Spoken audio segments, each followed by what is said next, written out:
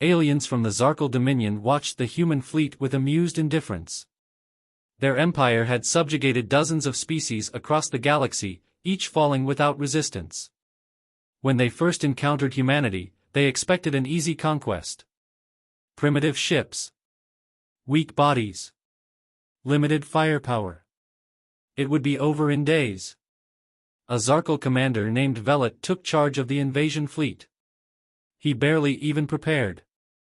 The first wave of Zarkal warships entered human space. They ignored the warning transmissions from Earth's defense forces. Their shields were up, weapons primed, and minds already set on victory. The first shots were fired.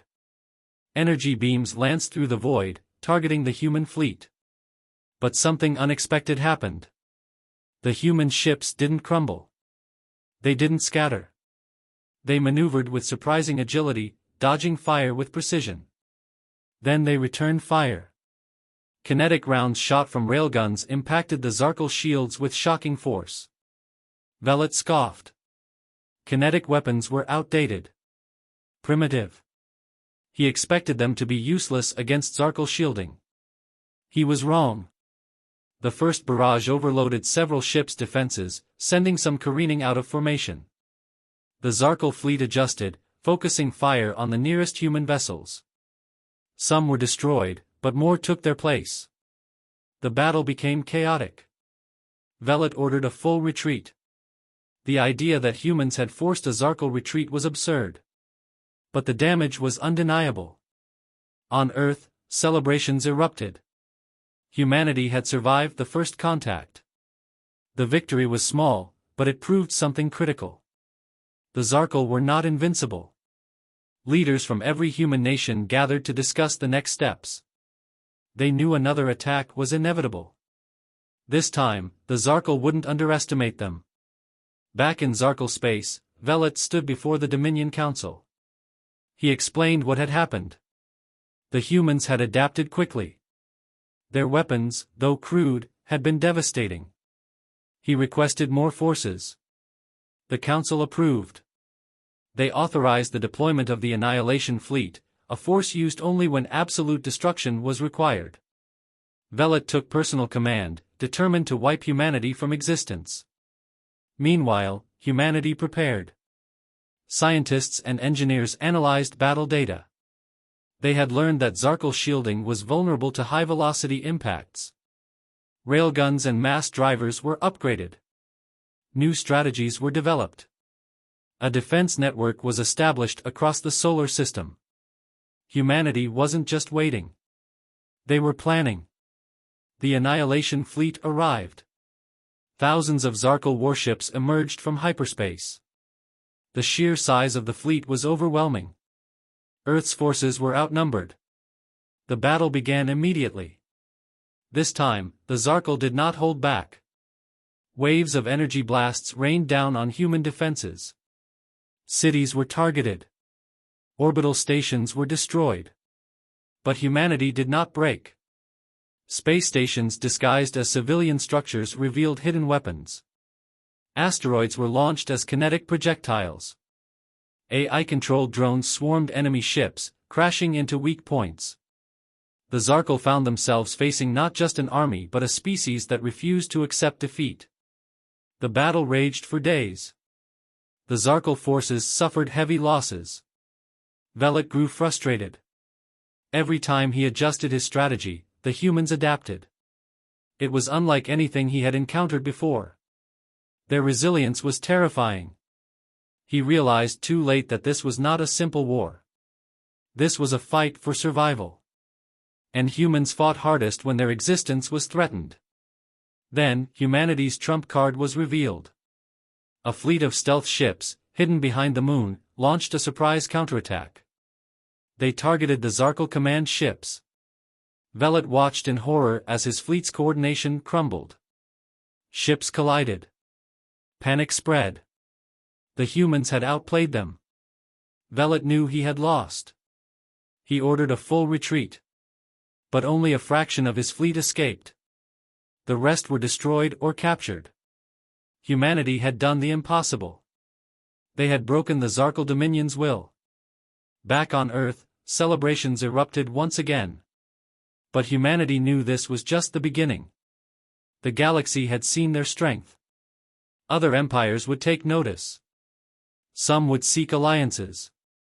Others would seek revenge. Humanity had proven they were not weak. Now, they had to prove they were ready for whatever came next. Velit returned to the Zarkal Dominion in disgrace. His remaining fleet was in shambles, a fraction of its original strength. The Dominion Council watched the recordings of the battle in stunned silence. No species had ever repelled the Annihilation Fleet. No species had ever forced the Zarkal to retreat twice. The High Warlord of the Dominion, a towering being named Zalcor, studied the battle reports carefully. Humanity was different. They adapted too quickly. Their technology should have been centuries behind, yet they had developed effective counters within weeks. This was not a war of conquest anymore. It was a war of survival. Zalcor summoned Velit. The disgraced commander expected execution, but instead, he was ordered to oversee a new campaign. The Dominion would not make the same mistake again. This time, they would not come as invaders. They would come as destroyers. Meanwhile, on Earth, humanity wasted no time. They had won the first battles, but they knew war was far from over. The United Earth Defense Coalition, UEDC, was formed, bringing together every nation, corporation, and military force under a single banner. Factories ran day and night, producing warships at an unprecedented rate. Scientists pushed the limits of physics, developing new weapons, faster-than-light travel, and even experimental energy shielding. But the real advantage came from something unexpected. The captured Zarkal warships. Engineers and hackers worked tirelessly, dissecting every piece of alien technology. Within months, human ships were equipped with hybrid systems, combining the best of Zarkal technology with human ingenuity. The next attack came sooner than expected. Zarkal sleeper agents, hidden within human society, launched coordinated sabotage attacks. Military installations exploded. Research centers burned. Key leaders were assassinated. The Zarkal had changed their strategy. They weren't just attacking from space. They were trying to break humanity from within. But once again, the aliens underestimated humans. Instead of descending into chaos, humanity became more unified. Civilian militias formed overnight. Underground resistance cells hunted down the infiltrators. Hackers countered Zarkal cyber warfare with devastating precision. What should have been a crippling blow only made humanity more ruthless. Then, the real war began. A massive Zarkal fleet arrived at the edge of the solar system. This was no invasion force. It was an extermination force. Zalcor had sent his most elite warriors, the Dread Legion, to wipe out Earth entirely. They carried planet-cracking weapons, capable of reducing entire worlds to dust. They would not leave until humanity was erased. The UEDC was ready. They had studied every battle, learned every weakness. Humanity's fleets were still outnumbered, but this time, they weren't just defending. They were hunting. Using their newly developed warp gates, human fleets struck first. Zarkal supply lines were ambushed. Forward bases were obliterated. The Dread Legion, once an unstoppable force, found itself constantly harassed, its forces whittled down before they even reached Earth. Then, the final battle began. The sky over Earth burned as thousands of warships clashed in orbit. Human forces fought with a terrifying intensity, using every trick they had learned. Stealth ships infiltrated the Zarkal command structure, assassinating officers mid-battle. AI-controlled drones self-destructed inside enemy reactors. Space stations, seemingly unarmed, revealed hidden mass drivers that tore through Zarkal flagships. And then, the ultimate gamble.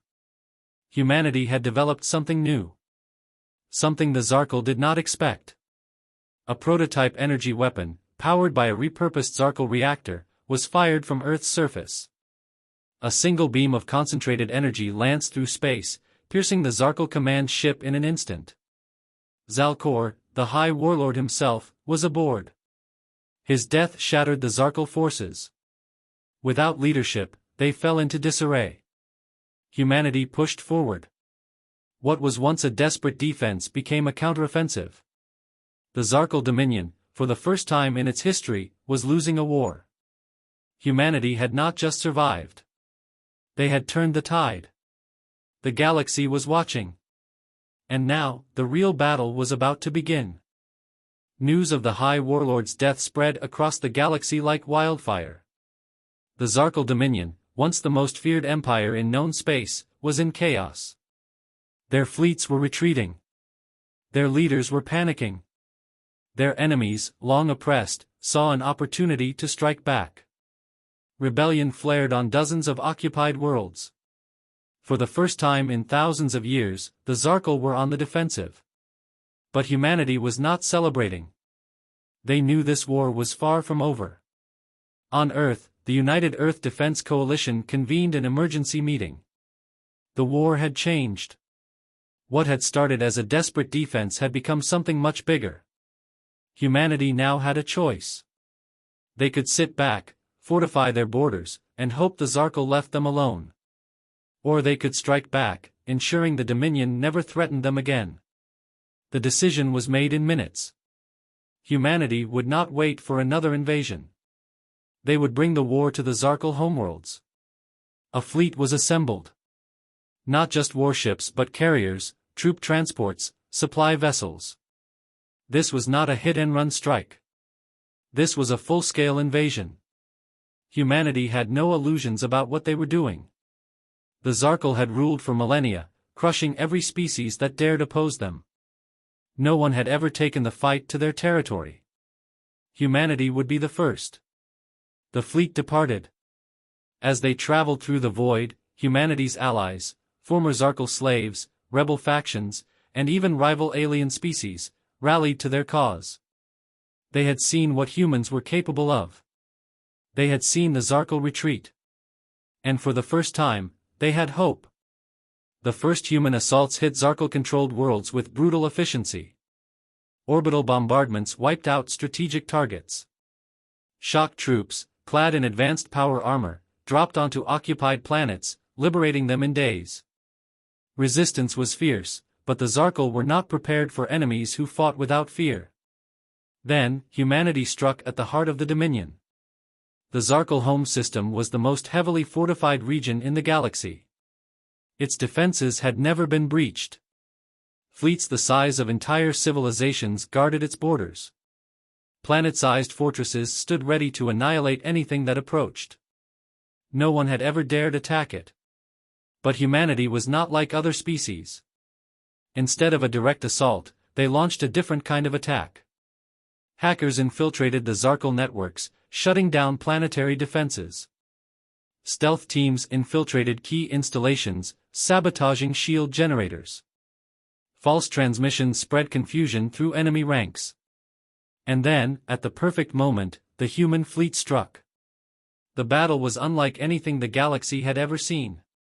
Thousands of ships clashed in a war zone that stretched across entire planets. The Zarkal fought with desperation, knowing that if they lost here, their empire was finished. But the humans fought with something more. They fought with purpose. They fought to end the war once and for all. The final stand took place above Zarkal Prime, the Dominion's capital world. The last remnants of the Zarkal High Command watched in horror as human warships broke through their defenses.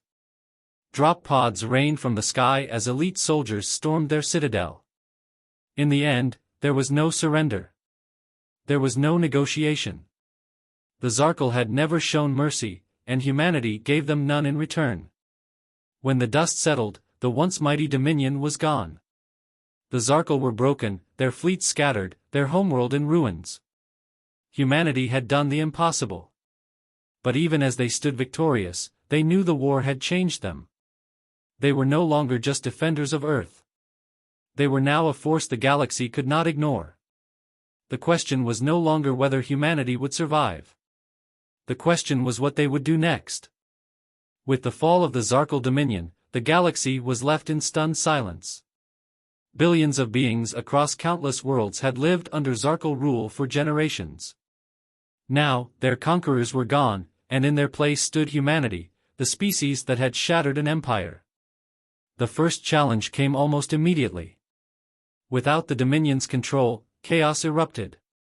Former Zarkal slave worlds broke into civil wars. Power-hungry warlords arose from the ruins, seeking to claim what was left. Some alien factions feared that humanity would replace the Zarkal as the next galactic overlords. Others begged for protection, hoping humanity would guide them into a new era. The United Earth Defense Coalition faced a critical decision. They could return home, leaving the galaxy to its fate. Or they could stay and shape what came next. They chose the latter.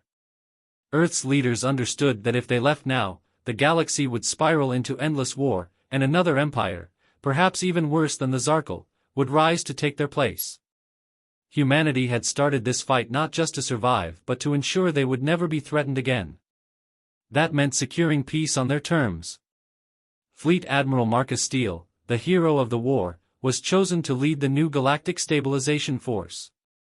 His orders were clear: establish order, eliminate any remaining Zarkal warlords, and prevent new tyrants from rising.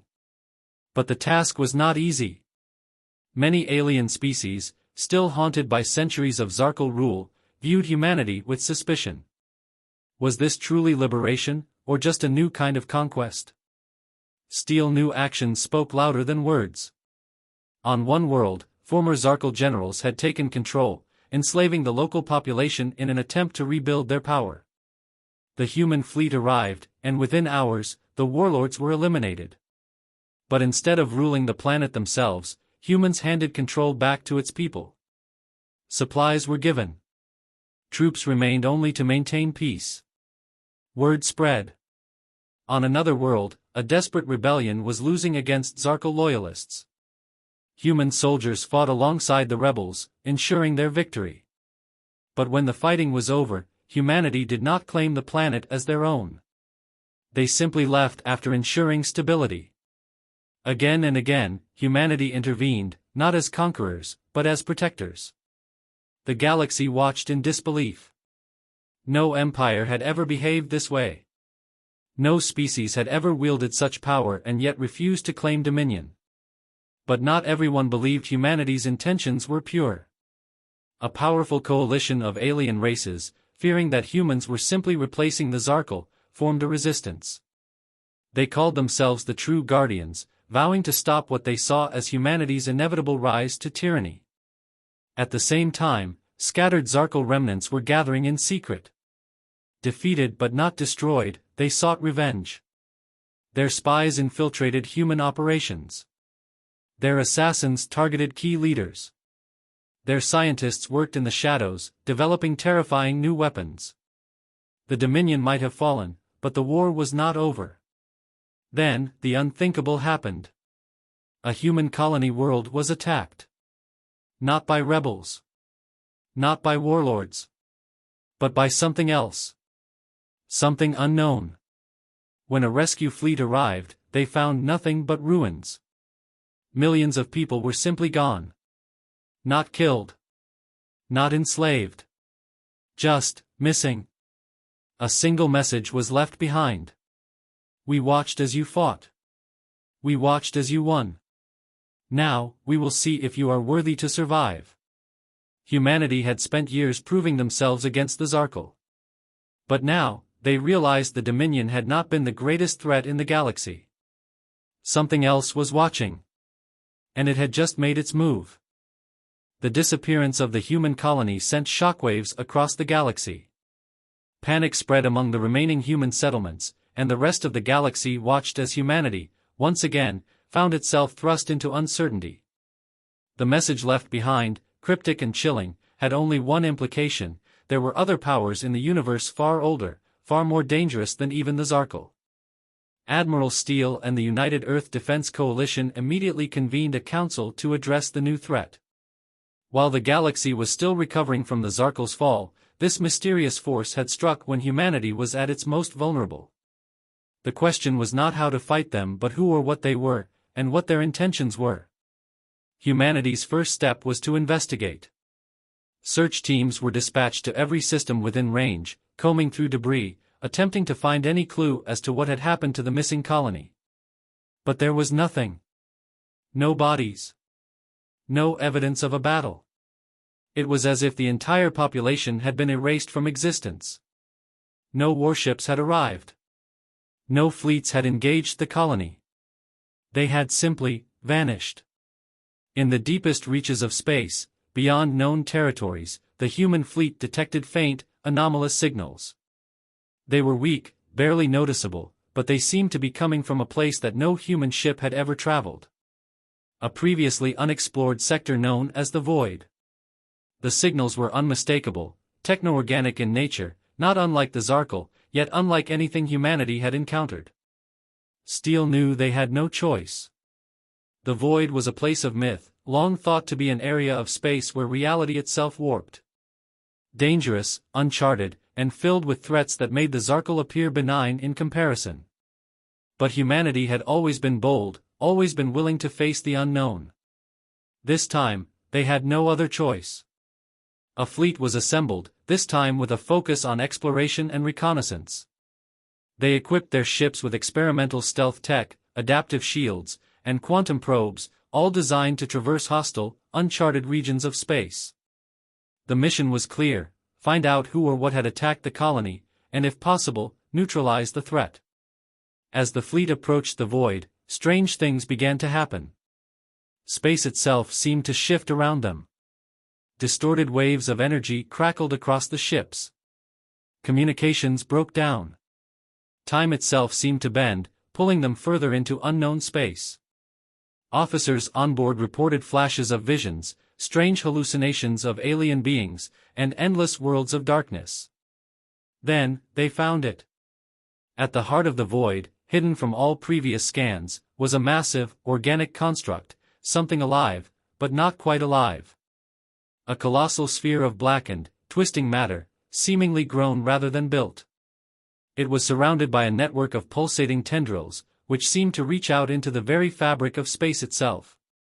The signal they had been following originated from here.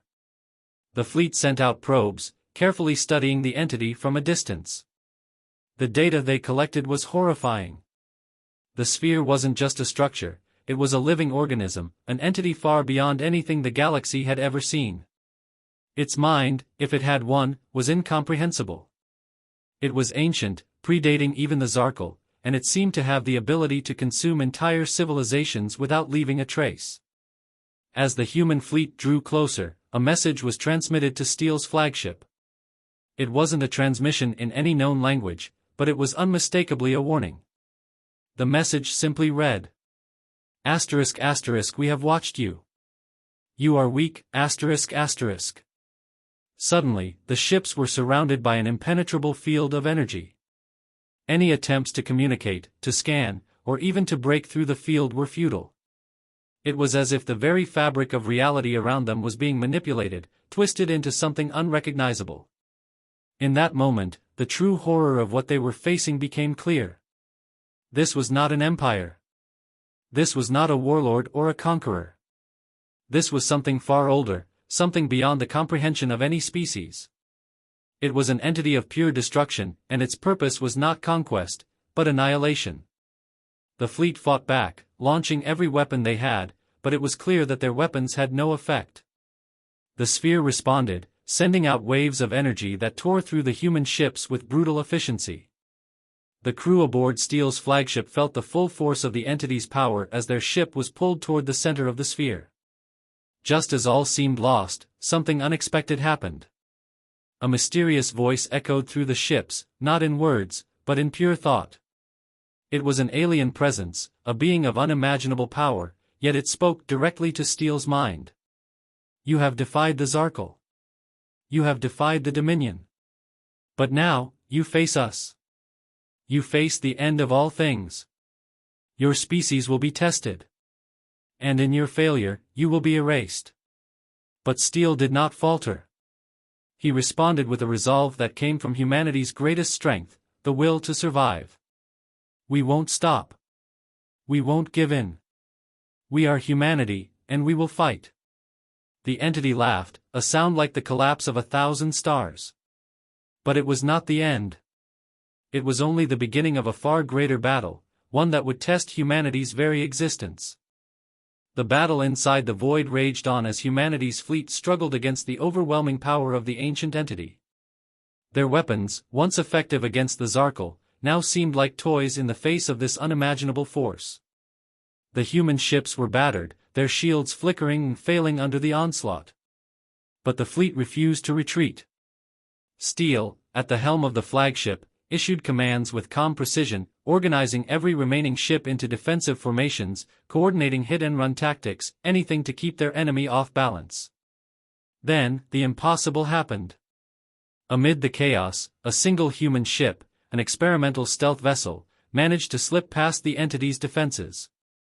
It was a gamble, a desperate maneuver to deliver a strike that might turn the tide. The ship, the Vanguard, was piloted by Captain Elena Reyes, one of Steel's closest officers. Reyes and her crew had prepared for this mission since the fleet had first detected the entity's signal. They had been working on a new weapon, an ancient Zarkal artifact, recovered from the wreckage of a battle years before. It was believed to be a reality disruptor, a device that could, theoretically, destabilize the very fabric of spacetime around a target. It was humanity's last hope. Reyes, with her crew, navigated the deadly currents of the void, avoiding the destructive waves of energy sent by the entity, and managed to place the Vanguard at the heart of the massive sphere. The moment they activated the reality disruptor, something extraordinary happened. The entity recoiled, its energy pulses erratic, destabilizing as if it were in pain. The ship's systems, however, began to fail. Reality itself seemed to bend and twist around them. Steel screamed as it creaked and groaned, as if the ship itself were being torn apart. But Reyes held firm. They could not afford to lose this chance. The Vanguard was disintegrating piece by piece, but the disruptor's pulse was now affecting the sphere's core. Energy waves began to ripple through the structure, unraveling its immense gravitational field. The once imposing black sphere began to tremble. Space itself bent violently as the fabric of reality started to unravel at the edges of the entity's sphere. It had become unstable. But the disruptor had one fatal flaw: it required more power than the Vanguard could provide. Reyes, understanding the danger, made a decision. There was no escape. "We need to overload the core," she ordered, her voice calm despite the chaos. "Prepare for a full detonation." The crew, knowing the sacrifice they were about to make, followed orders without question. Reyes activated the final sequence, setting the reality disruptor to maximum capacity. The Vanguard would be lost, but if the entity was truly as ancient as their scans suggested, its death would take time that humanity did not have. The disruptor, combined with the ship's remaining power, was their only chance to destabilize it for good. The final moments were a blur. The Vanguard's systems overloaded as it released the full blast of the disruptor. The core of the entity shattered, causing a massive rift in the fabric of space. The waves of energy that had been threatening to consume the fleet dissipated as the reality distortions began to collapse in on themselves. The entity, if it could even be called that, began to unravel, its colossal form warping into nothingness. Then, a profound silence fell across the battlefield. Humanity's fleet, battered but alive, drifted in the wake of the destruction. The void, once an oppressive, hostile region, began to normalize. The rift in space began to close, slowly at first, then more rapidly as the universe's natural laws returned to stability. The Vanguard, along with Reyes and her crew, was gone, sacrificed to save not only humanity but all the races in the galaxy. Their names would be remembered, honored as martyrs in the face of an unimaginable threat. The rest of the fleet, though damaged, began to regroup, rallying around Admiral Steele's flagship. Despite the victory, there was a quiet solemnity. The entity had been defeated, but the cost was high. Thousands of ships had been lost. The galaxy had come to the brink of annihilation, and humanity had faced it head-on. But in doing so, they had uncovered something even more terrifying than the Zarkal. And though they had won the battle, Steele knew this was not the end. The void was a place of ancient, incomprehensible forces. There were many more unknowns lurking in the deep, waiting to be discovered. And as the fleet began its long journey home, Steele's thoughts turned to the future. Humanity had earned a place in the galaxy, one of power, respect, and awe. But they had also earned something else, a deep, unyielding responsibility. They had not just fought to survive. They had fought for the future of all life in the galaxy. And as long as they had the will to endure, they would continue to defend it. Because, in the end, the galaxy was still a place of wonder and terror, full of both light and darkness. And humanity had learned, once and for all, that it would be their fight to face. As humanity's fleet made its way back from the void, the galaxy slowly began to heal. The victory over the ancient entity was hailed as a monumental achievement, but the cost of that victory lingered in the minds of every survivor. The Vanguard and its crew had sacrificed themselves for the greater good, and their names were etched into the annals of history as legends. Yet, for all their courage, the question remained, what came next? Admiral Steele returned to Earth, his mind heavy with the weight of their success. The war against the Zarkal was over, but the encounter with the Void had revealed an unsettling truth: humanity was not alone in the universe. Not in the way they had once believed. There were powers out there, ancient and incomprehensible, that had watched them, studied them, and now knew what humanity was capable of. And that knowledge came with its own dangers. Back on Earth, the United Earth Defense Coalition began the long task of rebuilding. The war had left scars, and while humanity had won, the galaxy itself was in a fragile state. The Zarkal were gone, but their empire had left a power vacuum that many factions, alien and human alike, sought to fill. It was a time of uneasy peace, as old alliances were tested and new ones forged. Humanity had shown itself to be formidable in war, but now, the true test would be how they handled peace.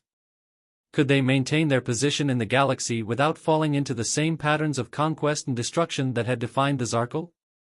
Steele knew the answer was not simple. The galaxy was vast, and for every ally humanity gained, there were factions who feared their rise. Some called it arrogance, the idea that humanity could hold power without descending into tyranny. Others whispered that their victory over the Zarkal was not a sign of strength, but of desperation. The void, the unknown, remained a looming shadow, and there were whispers of other ancient beings, watching, waiting, biding their time. As the days passed, Steele's thoughts turned to the future. He had seen the depths of what humanity was capable of, not just in battle, but in survival, resilience, and compassion. They had fought to defend themselves, to protect the innocent, and to ensure the survival of every species that had suffered under the Zarkal. But now, they had to fight to ensure that their victory did not become their downfall. A new era was beginning. Humanity had emerged from the war stronger than anyone had imagined, but the road ahead would not be easy. The galaxy was full of wonders, but it was also full of dangers that had yet to reveal themselves. New alliances would have to be made, new threats confronted, and new responsibilities accepted.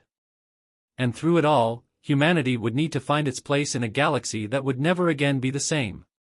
For Admiral Steele, one truth remained clear: humanity had earned its place among the stars. They were not a species to be underestimated. They were not a species to be forgotten. And while they might not have all the answers, they had the will to keep moving forward, to keep fighting, to ensure that their future was their own. As the fleet continued its journey back to Earth, the stars stretched out before them, a canvas of endless possibilities. The Zarkal were gone. The entity of the void had been vanquished. But humanity's greatest challenge lay ahead, not in fighting an enemy, but in understanding the vastness of the universe they now inhabited, and in carving out their own destiny in a galaxy that was anything but predictable. The future was uncertain, but humanity was ready. They had faced the darkest of foes and come out victorious. And as long as they stood together, no force in the galaxy could take away their hope. The story of humanity was just beginning.